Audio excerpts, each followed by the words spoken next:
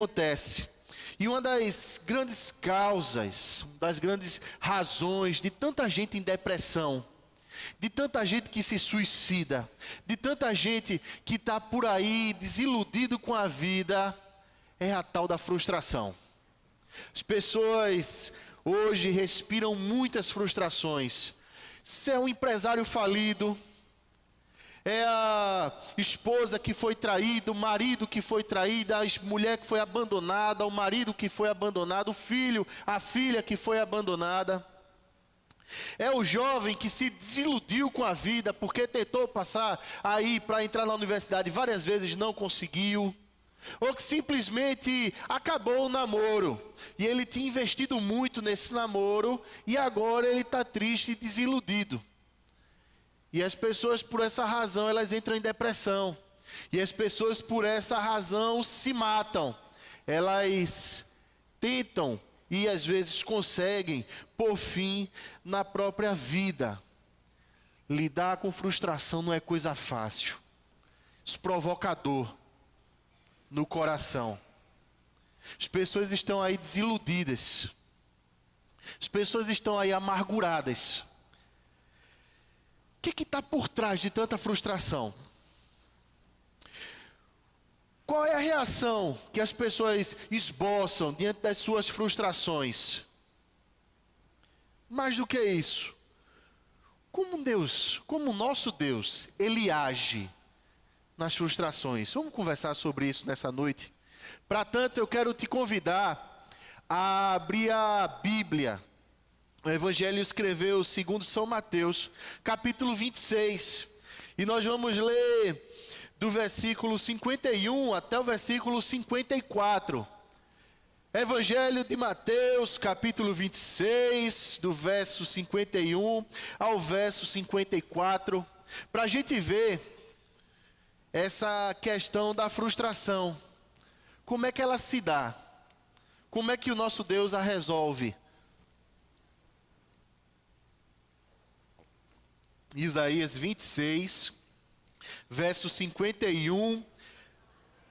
Mateus, por que eu estou falando isso? Eu estou muito avoado hoje, né? Me perdoem, meus irmãos. Acho que é porque eu almocei na casa da minha mãe, eu ainda estou com sono. Almoço em casa de mãe, dia de domingo, dá um sono, né? Ela faz cada comida. Lá vai eu botar a culpa na minha mãe agora. Nem está aqui. Mateus 26, agora, meus irmãos. Do verso 51 ao verso 54.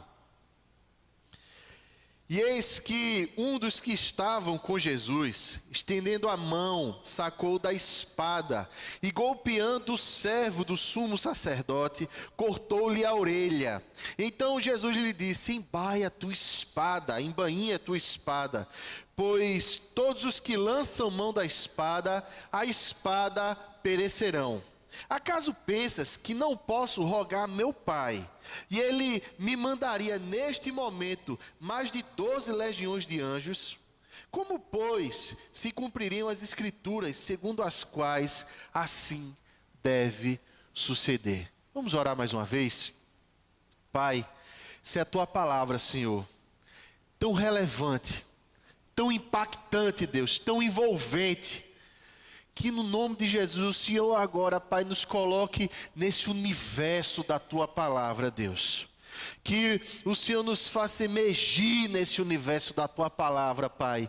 Que ela revele o nosso coração, Deus, diante da Tua presença, Pai. Diante da Tua luz, Deus. E que esse revelado de coração também revele o coração do Senhor para o nosso coração, e que isso nos sirva de alento, isso nos sirva de conforto, isso nos sirva, Pai, de exortação, isso nos sirva de advertência, Deus, de como nós devemos ser e viver nesse mundo, Pai.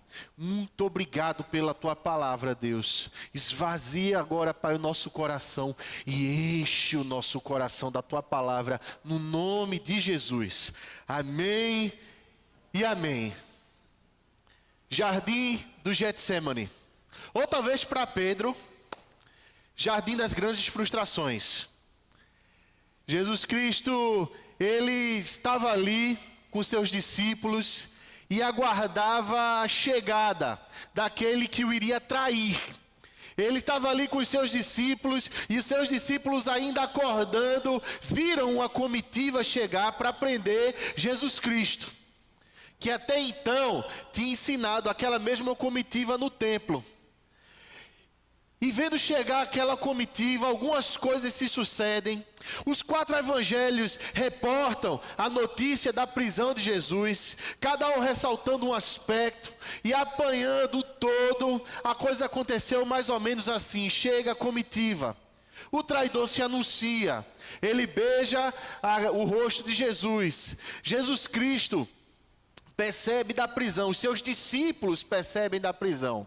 Percebendo a prisão, os seus discípulos dizem: é hora de lançar a mão da espada. Isso está no Evangelho de Lucas. No meio disso tudo, salta do meio dos discípulos Pedro. E parece que tinha que ser Pedro, né? Sempre impetuoso, sempre agindo conforme um coração assim que está desesperado. E ele tem como vontade matar aquele que está logo à frente, o que primeiro apareceu. Quem estava na frente era Malco, servo de um dos circunstantes, e talvez estivesse ali até a contragosto pela sua condição de servo, mas não podia fazer nada. O golpe foi rápido demais e acertou, só em tempo de desviar, acertou a orelha de Malco, que teve essa quase ou que totalmente decepada.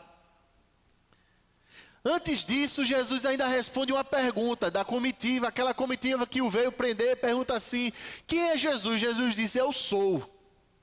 Ele dá a mesma resposta que dá Deus a Moisés no Antigo Testamento: eu sou.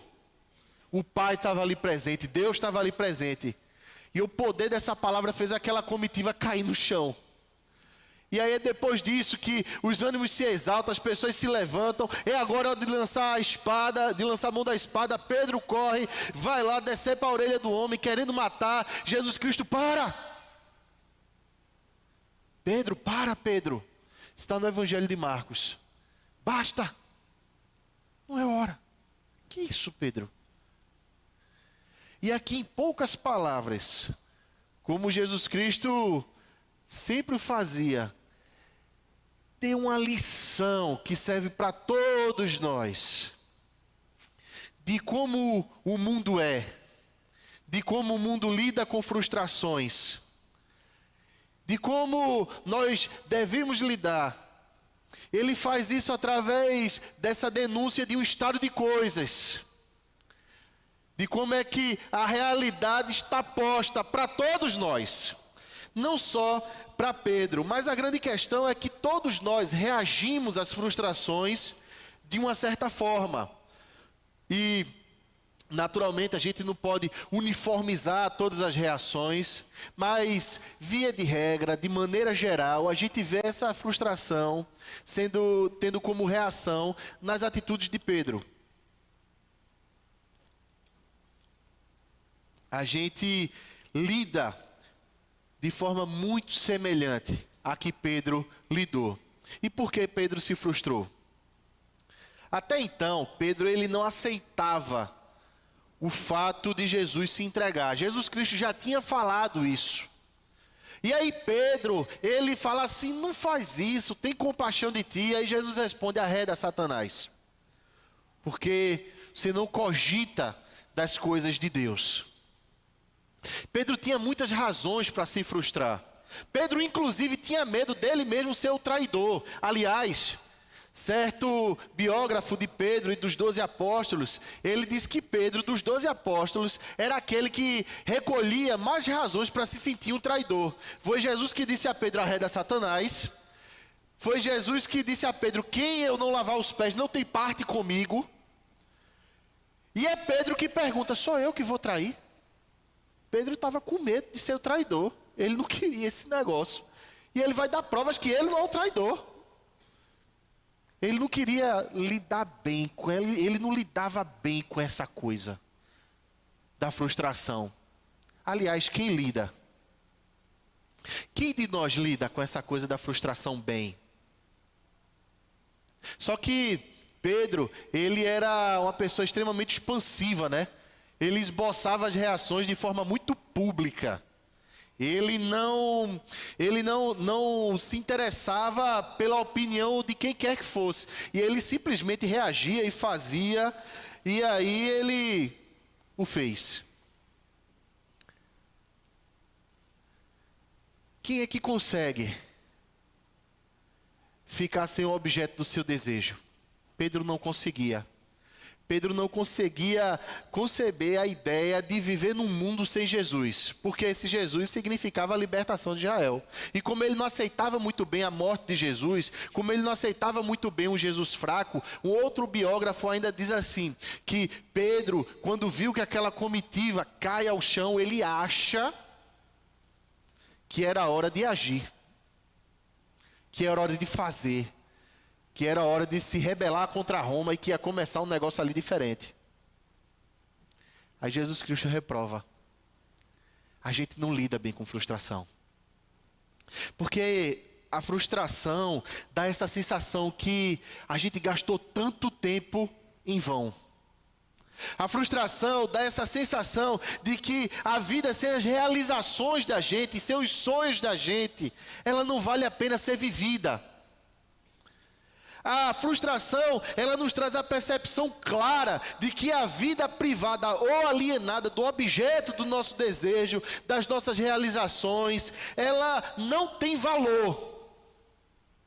A frustração, enfim, ela passa para a gente essa sensação de desilusão total, por nós não termos conseguido concretizar os nossos interesses. O que é que existe por trás de toda frustração, então? Um interesse não realizado. Por trás de toda frustração existe um desejo, um sonho que foi quebrado, não realizado, frustrou, não deu certo. E aí, por conta dessa frustração toda, as pessoas desesperam da própria vida. E elas dizem exatamente isso: eu não aguento mais. Porque frustração significa sofrimento. Eu não aguento mais tentar tantas vezes e ele não mudar. Eu não aguento mais tentar tantas vezes e nunca descolar desse canto onde eu estou. Eu não aguento mais tentar sair desse vício. E esse vício parece que me agarra com as duas mãos. Todas as vezes que eu tento sair, eu não aguento mais tentar sair dessa solidão, dessa solteirice e ninguém se interessar por mim. Eu já tentei de todas as coisas. Eu já esgotei todos os meus recursos. Eu já fiz tudo o que eu podia fazer, eu não aguento mais, acabou a vida. É quando aquele interesse que está por trás, ele se torna uma exigência. Essa exigência se torna uma necessidade. Essa necessidade se torna algo tão essencial à vida, que ele passa a ser a própria vida e ter o valor da própria vida. E a pessoa quer acabar com a própria vida. É a pessoa que tenta se livrar de todas as formas de uma sensação, de um sentimento de culpa por alguma coisa que fez e não consegue. Essa sensação da pessoa se sentir um monstro todos os dias e ela não consegue. E qual é a reação até chegar a essa última instância do suicídio? Qual é a reação até a pessoa chegar à depressão? O que vai acontecer? A pessoa ela vai primeiro se armar para defender os seus interesses. E sempre foi assim, desde a queda. Deixa eu dizer para você como é que surge esse interesse no coração do homem. Esse interesse que é afastado da vontade de Deus, surge da seguinte forma. Satanás, fazendo só uma regressão leve na palavra de Deus, no livro de Gênesis, Satanás chega para Adão e diz assim: olha, eu tenho algo bem mais interessante para você do que essa vidinha no jardim. Eu tenho algo melhor para você. Ele desperta o interesse no coração do homem. Pegou a ideia? ele despertou um interesse que não era a vontade de Deus, um interesse próprio, um interesse autônomo, um interesse egoísta. E o homem acredita que ele contemplando, ele correndo atrás, ele traçando esse interesse como objetivo, ele ia se sentir mais realizado, mais pleno. Ele ia se sentir Deus. O que acontece é que o homem cai. E quando o homem cai, esse interesse, ele entra no coração do homem de uma vez por todas. Só que esse interesse, ele passa a conspirar contra o próprio homem. Parece que os nossos sonhos, eles se tornam pesadelos com muita facilidade. E aí acontece, partindo já para um momento seguinte, Adão e Eva, ele tem 2 filhos. O filho mais velho, Caim, porque se sentiu frustrado, porque não teve o seu interesse contemplado, porque não teve o seu reconhecimento, feito pela parte de Deus. Ele mata o próprio irmão. E aí Deus, ele ensina a Caim algo que todos nós devemos compreender. Ele olha para Caim, está lá em Gênesis capítulo 4, versículo 7. Não precisa abrir a Bíblia agora, porque a gente tem muito pouco tempo. Mas Deus basicamente diz assim a ele, entre algumas outras coisas: teu desejo será contra ti, mas a ti cumpre dominá-lo. Atenção, teu interesse será contra ti. Atenção, eu vou repetir. O teu interesse será contra ti. Meu irmão, você entendeu isso? Que muitas vezes o nosso interesse, ele conspira contra nós, mesmo que a gente não perceba. Aliás, todo interesse que não partiu de Deus no nosso coração, ele, por bom que pareça, por abençoado até que ele pareça ser, ele vai conspirar contra a sua própria vida. Porque ele parte de uma demanda que não é divina. Porque quando ele parte de uma demanda que não é divina, ele logicamente parte por uma demanda que é pecaminosa, e o salário do pecado é a morte. No entanto, as pessoas, elas vão se entregando a esse desejo todo dia. E mesmo que a gente não queira, assim, admitir essa realidade, esse desejo, essa coisa que a gente vai querendo, ela vai dando alimento para a gente viver. A gente vai se tornando meio que obcecado por esse interesse, por esse sonho, por essa coisa. E a gente se entrega a isso. E mesmo quando a gente se frustra um pouco, quando pessoas nos fazem mal, elas nos frustram de uma certa forma, a gente vai alimentando certa vingança mental contra essas mesmas pessoas. A gente vai se armando contra tudo e todos que nos frustraram.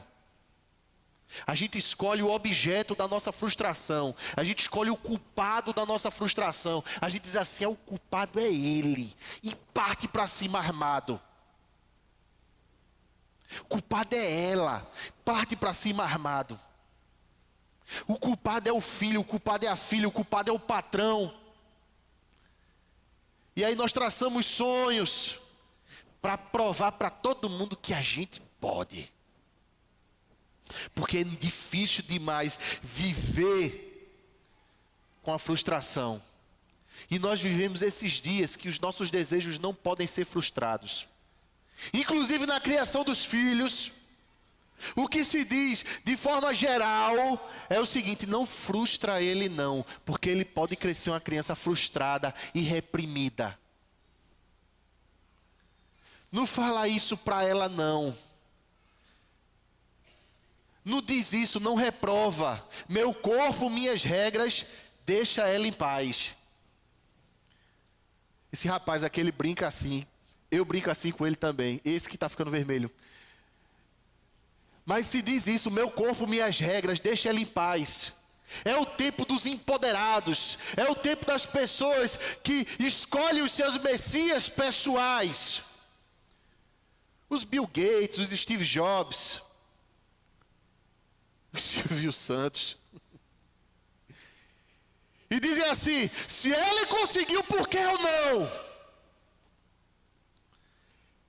É o tipo das pessoas que dizem, como aquela canção horrível, mas que é interessante citar: pintei meu cabelo, me valorizei. Vocês estão rindo porque conhecem, né? Entrei na academia e malhei e arranjei um namorado. Ninguém quer se frustrar. Essas músicas horríveis, elas denunciam que as pessoas não querem se frustrar, que elas querem dar a volta por cima. Isso denuncia um coração armado. Corações armados estão dispostos à luta até a morte e sem medir consequência. Meu irmão, havia uma comitiva do exército romano ali. Quem era que ia morrer no final das contas? Era a comitiva todinha? Pedro ia matar todo mundo? Ele ia morrer. Mas a gente muitas vezes faz assim. Nós traçamos os nossos objetivos, nós colocamos os nossos interesses no altar e nós partimos para a luta. E a gente sai para enfrentar o mundo. E deixa eu dizer isso para você, isso cansa. Cansa. E a gente vai começar a experimentar um vazio existencial terrível. Quando esse nosso interesse, ele parecer fugidio, ele parecer fugaz, ele não for contemplado, a gente vai começar a ver que a nossa vida vale muito pouco. E a gente vai dizer: para que tanto cansaço? É para isso? É para eu não conseguir nunca? É para eu me livrar jamais? É para eu estar eternamente aqui? É quando a pessoa diz assim: eu vou sair dessa empresa e vou virar autônomo, e eu quero ver quem manda em mim. E aí ele descobre que o mercado todo manda nele. Aí ele começa a ter saudade da empresa que ele trabalhava. É quando ele diz assim: porque a vida de autônomo é muito pesada, a vida de funcionário é mais leve, aí vai mudar. E a pessoa fica saindo de zona de conforto em zona de conforto, como se estivesse no deserto, atrás de qualquer garrafinha de Coca-Cola, atrás de qualquer coisa que saciasse um pouquinho. E a pessoa vai experimentando frustração em frustração, medo após medo, e a pessoa vai cansando de lutar, não consegue mais. Interesses. O que é que existe por trás de toda a guerra se não for um interesse? O que é que existe por trás de todo o conflito se não for os interesses? Jesus, ele está fazendo essa denúncia. Que olha só, preste atenção, Pedro. Quem lança a mão da espada, morre pela espada. Se você saca a sua arma, outras pessoas vão sacar a arma também. É a denúncia de um estado de coisas. E aí nós vemos essa violência enfiada em cada pessoa da nossa sociedade. O trânsito fica caótico porque cada um tem o interesse em chegar primeiro no seu objetivo. Cada um tem o seu lugar. Cada um dá a sua fechada. É quando o ambiente de trabalho se torna de disputa o tempo todo.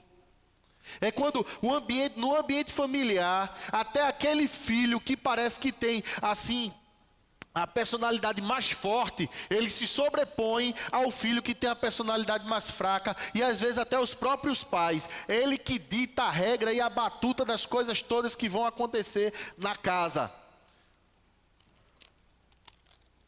É quando o homem, ele tem um interesse, e ele faz com que toda a casa gire em torno do interesse dele. Da mesma forma, mulher. Mas como a sociedade toda diz que a gente não pode se frustrar, e que os nossos objetivos são os objetivos mais nobres, e que nós somos muito importantes, e que nós somos seres singulares, todo mundo é gênio, todo mundo é talentoso, todo mundo pode tudo. Basta tentar, basta querer. E aí, a seguida a isso, vem a propaganda: faça o curso tal que você vai conseguir. Recorra àquela roupa, recorra àquele outro recurso que você vai ter o seu objetivo, os seus interesses todos contemplados.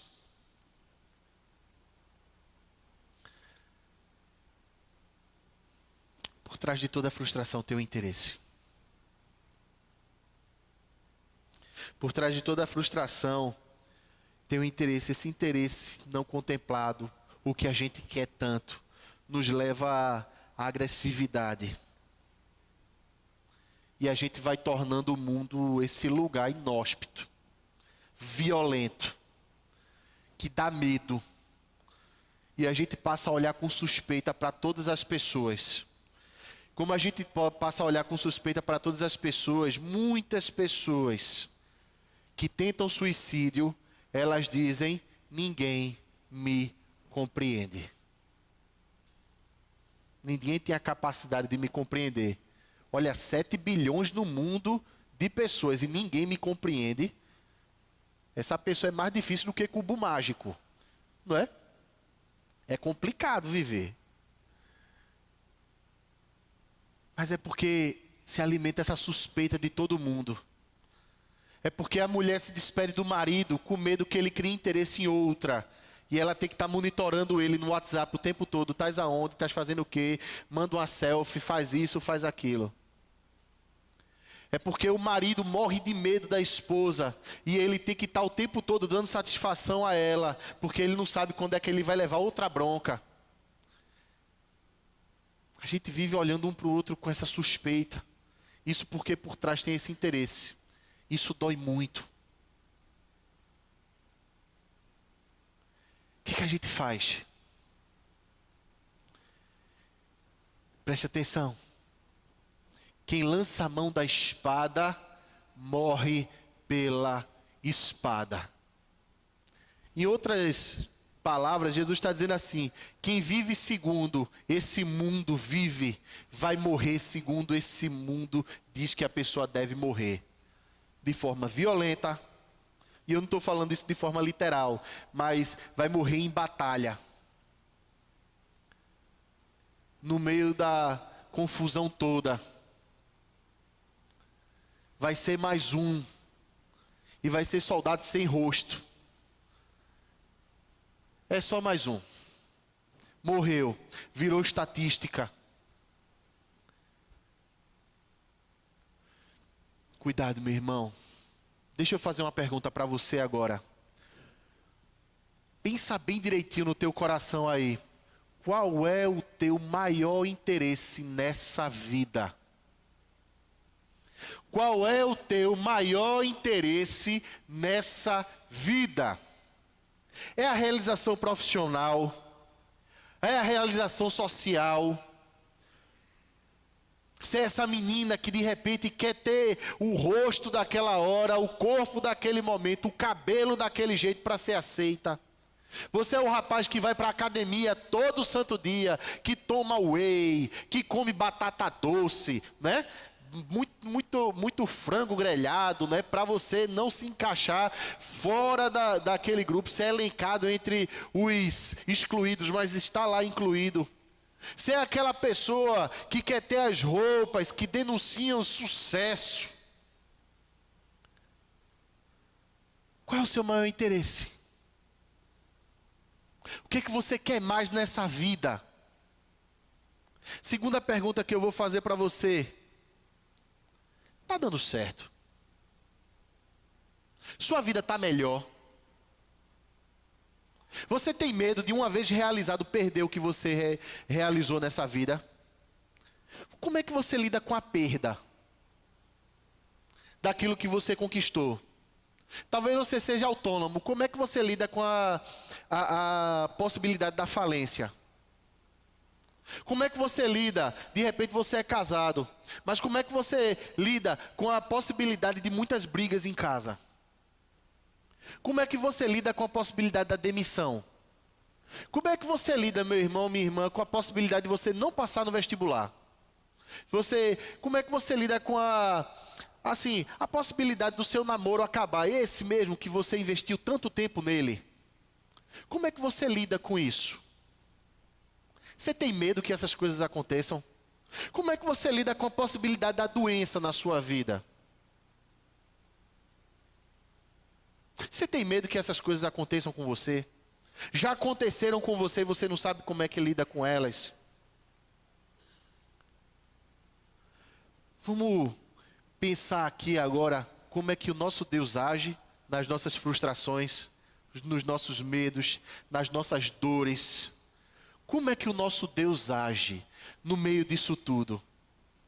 Eu vou dizer para vocês, sendo Deus na terra, sendo eu sou na terra, sendo esse que foi traspassado pelas nossas iniquidades, a reação de Jesus Cristo é a mais própria, é a mais cabível, é a mais coerente, é a mais interessante diante de todas as frustrações, das dores, dos medos, dos temores mais profundos que esse mundo, que o nosso próprio coração suscita e traz à nossa vista e à nossa realidade.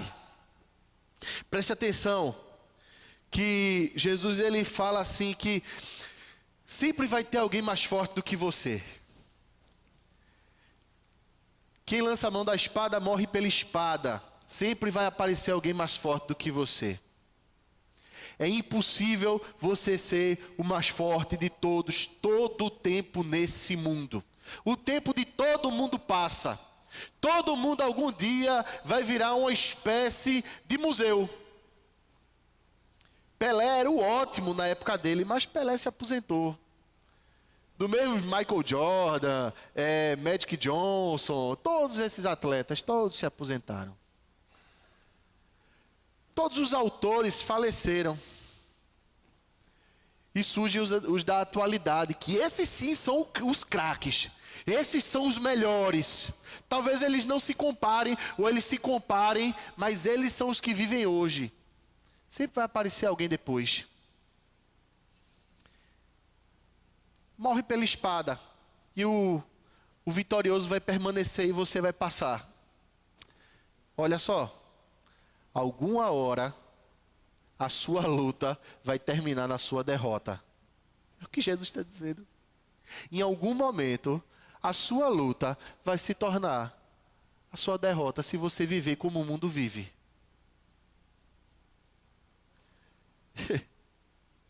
Isso parece ser tão fatalista, não é? E dá medo. Mas ao mesmo tempo, Jesus ele fala algumas outras coisas que elas que dão a esse alento e servem de alerta também para a nossa alma. Que é essa reação de Jesus: acaso pensas que não posso rogar a meu Pai e Ele mandaria neste momento mais de 12 legiões de anjos? Como, pois, se cumpririam as Escrituras, segundo as quais assim deve suceder? Jesus Cristo, ele também tinha interesse. Jesus Cristo, ele também tinha um sonho. Jesus Cristo, ele também tinha vontade. Só que a vontade de Jesus não conspirava contra ele propriamente, porque a vontade de Jesus era realizar a vontade do Pai. Atenção! Jesus Cristo era o mais forte, era o mais capaz, era o mais poderoso. Ele tinha condições de chamar do céu legiões e legiões de anjos em defesa dele, mas ele não o faz, porque ele tinha uma vontade, e essa vontade dele era satisfazer o que as Escrituras traziam como profecia, nisso que a gente leu em Isaías 53, de que haveria de vir o Messias, e que ele seria traspassado pelas nossas iniquidades, e que ele nos salvaria. O interesse de Jesus, em última análise, é salvar você e a mim.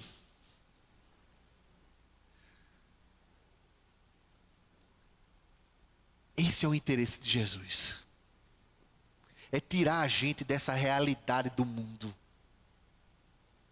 É tirar a gente desses medos do mundo e inserir a gente num universo novo de salvação. Jesus fala assim: como é que iam se cumprir? Interessante, no Evangelho de João, Jesus ainda diz assim: não beberia eu do cálice que o meu Pai tem colocado para mim? Jesus está dizendo assim: eu não ia não, era satisfazer a vontade do meu Pai. Em outro momento, Jesus disse assim: o meu pão é satisfazer a vontade do meu Pai. É isso que me alimenta.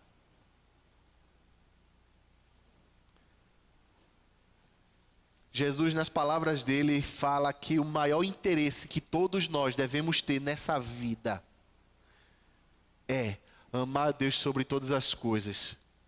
E amar a Deus sobre todas as coisas nessa perspectiva aqui, desse versículo 54, é satisfazer a vontade de Deus conforme diz a palavra dele. Satisfazer a vontade de Deus conforme diz a palavra dele. E a palavra dele nos diz coisas interessantíssimas. Por exemplo, no livro de Eclesiastes, essa palavra nos diz que tem tempo para tudo, povo. Há tempo para tudo. Ele lista lá 17 tipos de tempos diferentes para todas as coisas. Então vai ter o tempo de você se frustrar, vai ter o tempo de você perder, vai ter o tempo de você entender que não é mais o seu momento de ganhar. E que existe um Deus que está orquestrando isso. O Deus que entregou o cálice ao Filho. É o mesmo Deus soberano que está orquestrando todas as coisas na sua vida e na minha vida.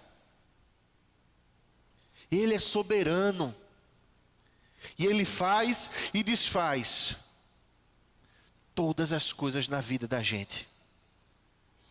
Só que a gente para e enxerga essa realidade e talvez volte o nosso medo.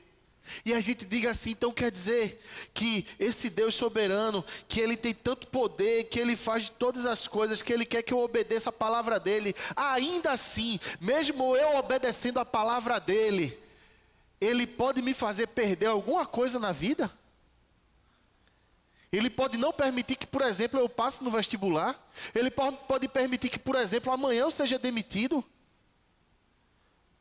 Eu não estou entendendo. E nós vamos entender o seguinte, que a graça de Deus, ela não tem preço. Não é porque nós obedecemos a Deus que Deus está afiançado conosco em nos abençoar. Da forma que nós queremos ser abençoados. Da forma que nós achamos que devemos ser contemplados nessa vida. De acordo com os paradigmas de sucesso que o mundo diz que nós devemos ter para o nosso coração. Não é assim que a palavra de Deus diz.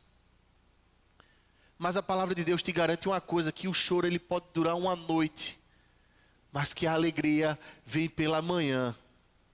E para a gente finalizar, já que a gente tem tão pouquinho tempo, olha, eu podia falar à noite aqui, viu? Todo mundo ia perder o fantástico, viu? Porque falar da cruz de Cristo, ela é fundamental. Porque, meu irmão, preste atenção no que eu vou te dizer. Porque o choro dura uma noite e a alegria vem pela manhã. Da onde vem o nosso consolo? É exatamente do que Jesus Cristo estava prestes a fazer. Se pregar numa cruz. Quem pregou Jesus Cristo numa cruz? Não foi Roma. Quem pregou Cristo na cruz? Não foi Judas. Quem pregou Cristo na cruz foi Ele próprio, segundo a vontade dele, por amor a mim e a você, porque a Deus agradou moê-lo, e é porque Deus agradou moê-lo, porque Ele iria interceder por nós, os transgressores, e Jesus Cristo olhou para mim e para você, com todos os nossos interesses egoístas, e disse assim: meu filho, deixa eu ensinar uma coisa para você, a realidade da minha crucificação significa que eu te dou tanto valor, que eu entrego a minha própria vida, para você sair desse mundo, para você desarmar o coração, para você guardar essa espada, e dizer assim: eu não quero mais lutar.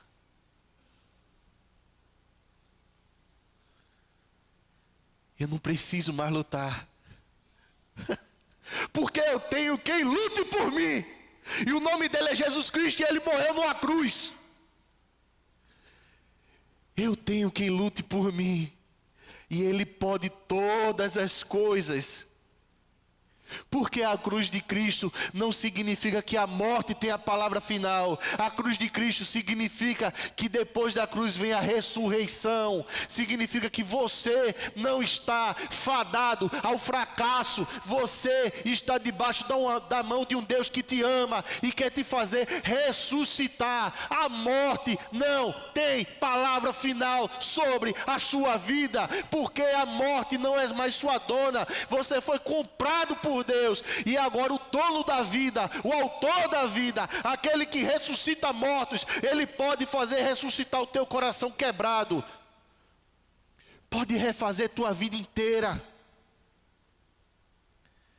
E por que a gente diz isso com tanta ênfase, com tanta veemência? E por que a gente fala isso a tanto pulmão, a plenos pulmões?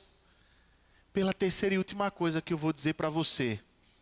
Que se Jesus Cristo quer que você entenda a realidade da cruz aqui, nesse mundo, enquanto você ainda está vivo, é porque Ele dá valor à sua vida aqui nesse mundo, enquanto você está vivo. Salvação de Cristo não é uma coisa que começa depois da sua morte. Salvação de Cristo é uma coisa que começa aqui nesse mundo.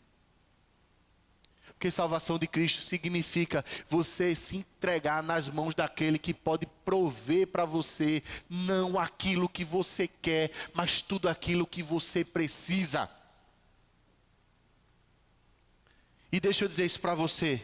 Cruz de Cristo, ela não nos livra das nossas responsabilidades, mas a cruz de Cristo nos livra das nossas inquietações. Responsabilidade é bom. Trabalhar é bom, meu irmão. Estudar é bom, minha irmã. Ter um namoro coerente com a palavra de Deus é bom. Ter filho é bom. É maravilhoso. Que às vezes filho parece ser um peso gigante para muita gente. Mas é maravilhoso. No entanto, a cruz de Cristo quer dizer para você e para mim que antes de serem seus filhos, eles são filhos de Deus. E que se você os ama, Deus ama infinitamente mais. Então, se você não pode confiar na impotência do seu amor, você pode descansar na potência do amor de Deus.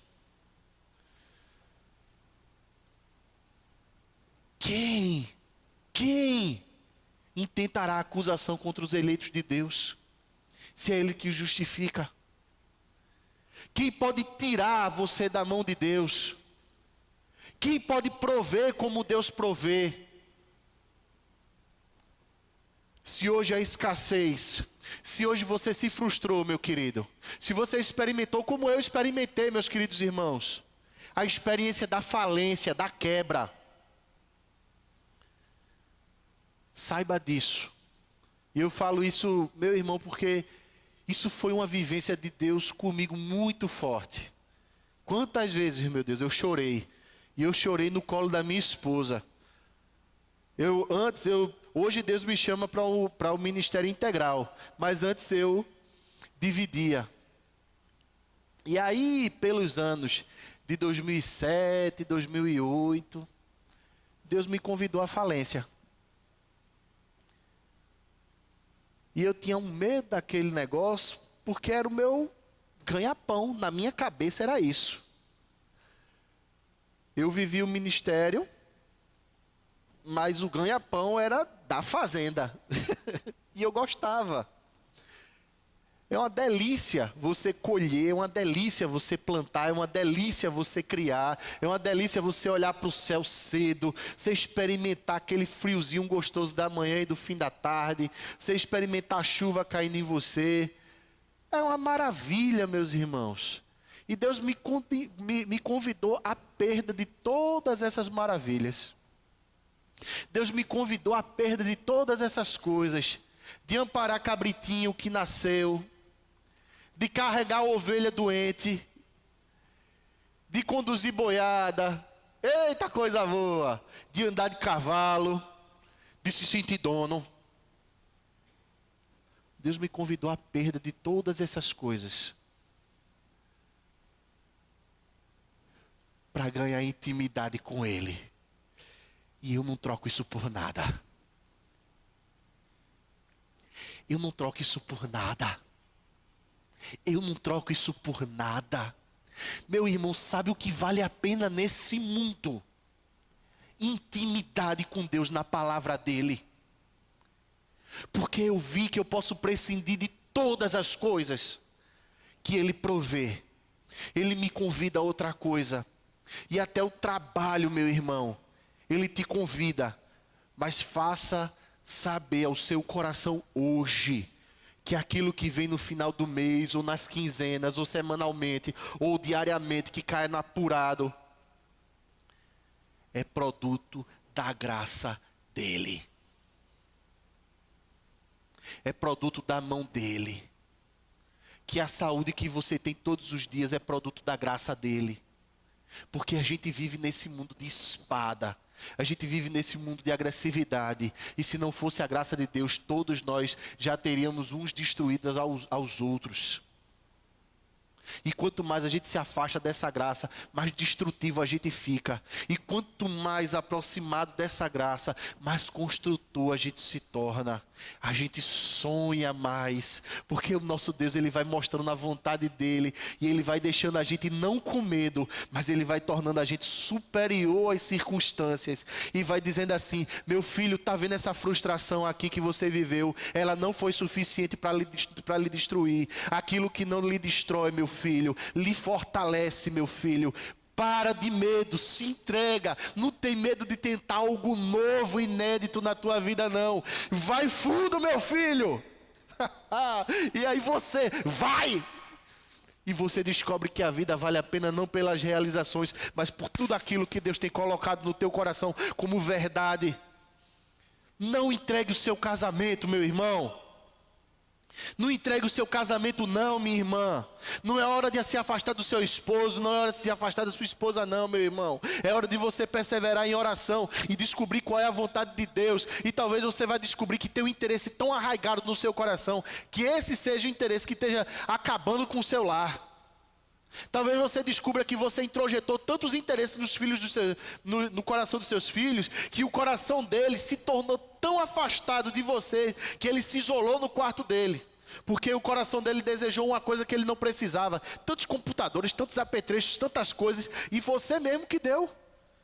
Será que não está em tempo da gente aprender a conviver com tantas realidades, de acordo com a vontade de Deus?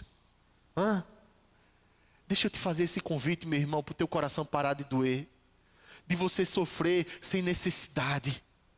Para você parar de sofrer sem essa sensação de frustração nesse mundo. Meu Deus, estão tirando tudo de mim.